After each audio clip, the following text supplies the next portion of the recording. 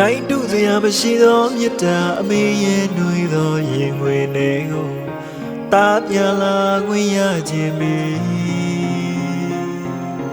ညညဆိုအမေချော့တိုက်တဲ့တေးသွားလေးတစ်ပုတ်ပြန်လဲကြရအောင်အမေကိုညတိုင်းဥခိုင်အမေကျေးဇူးတရားတားတဲ့နေ့မှပြန်ဆက်ခွင့်ကိုသာတားဘဝမှာအမျော်လင့်ထားဆုံးရာလွမ်းလို့ရဲ့မငိုလိုက်တဲ့အမေမိဘမြည်ကြီးကြွေမှာဆိုတဲ့တားလိမ္မာတယောက်ဖြစ်ချင်တယ်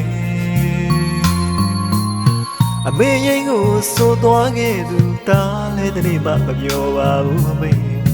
တားယုံကြည်ချက်အမှုပညာဒီလမ်းမော